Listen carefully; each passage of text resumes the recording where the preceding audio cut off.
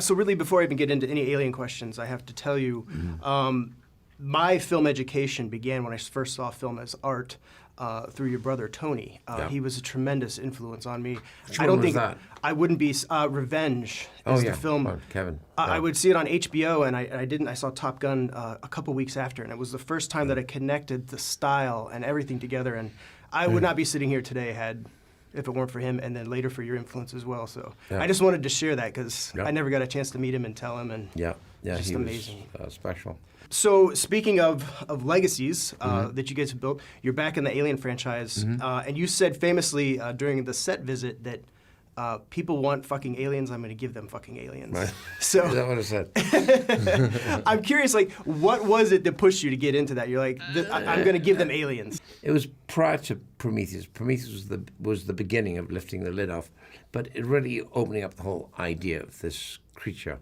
Where did it come from? Who evolved it, and for what reason, to what purpose? Because no one had asked that question in the subsequent Aliens of 2, 3, and 4. Right. So that was the plan, and we lifted off the lid, showed how combination of that black filth and DNA can adjust and go wild. And from that, then, you have the beginning of what would be the first hammerhead, really, which was the Deacon. Deacon was this big, long head. And that was the beginning of like a baby alien.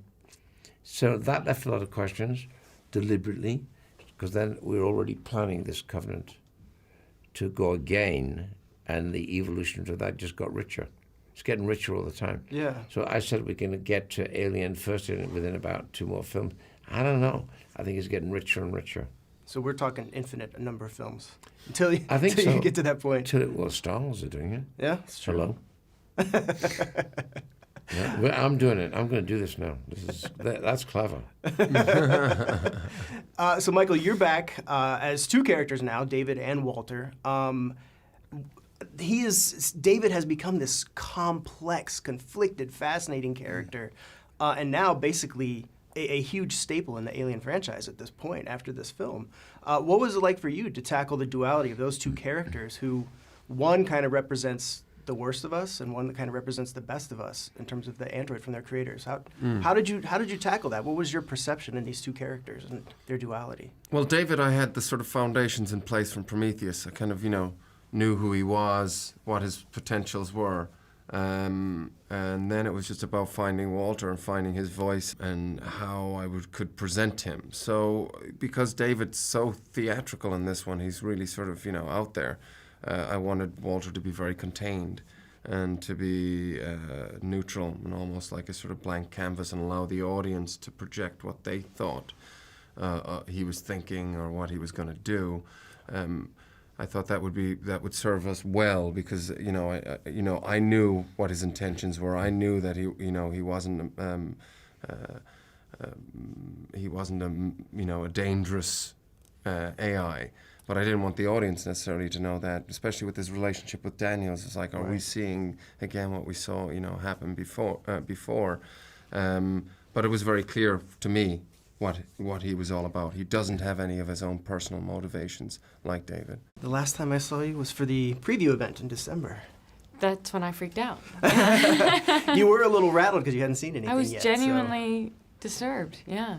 I was unprepared for how scary it was. And actually, the audience was pretty freaked out, too. There were some good screams that day. Well, now that you've seen it, because I know at that point, between now and then, what is your takeaway after shooting, the experience of making it and then finally seeing it? What is your takeaway from all of it? I was blown away on so many different levels. I was so impressed with the things I couldn't have possibly seen on set. The special effects that they added, obviously, later, in the action sequences, and all the incredible photography of outer space and the outside of the ship. And, it was so cool to see Danny floating out there and all those things I wasn't able to see on set. And obviously, I think it's really scary and ominous and a really fun ride that kind of doesn't let up from the very beginning.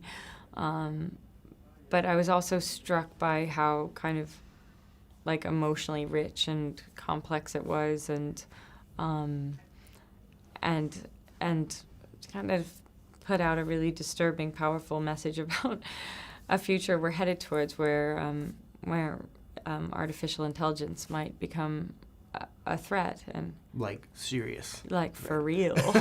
Yeah.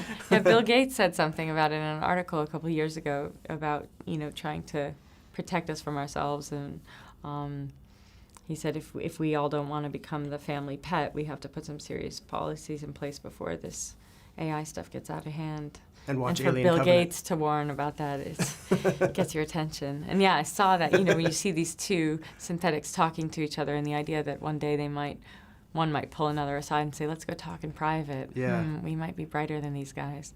It really, yeah. So I wasn't prepared for that chilling aspect of the film, and it putting forward that idea, yeah.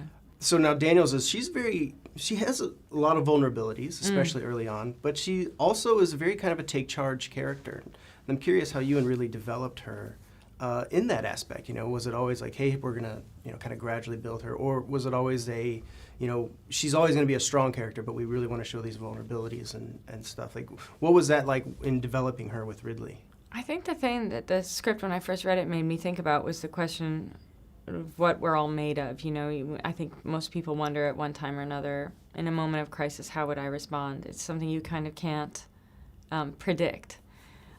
People who may seem really competent and maybe even really, confident in their day-to-day life might end up being like a massive coward in a scary situation, whereas someone maybe that's vulnerable or emotional or timid or just mild-mannered might end up being like, have something inside, an internal strength that makes them kind of step up and become a warrior. Or you hear the stories of mothers lifting burning vehicles to save their children. Right. These average people with like average arm muscles, that suddenly kind of step up. So it was important to me that she felt like kind of just a regular, smart, competent member of the crew at the beginning, and that strength, that heroine kind of emerged almost out of nowhere when it needed to show up and support her. You've now been in the Alien franchise. You've also been in the Fantastic Beasts franchise. So what do you like better, wielding a gun or a wand?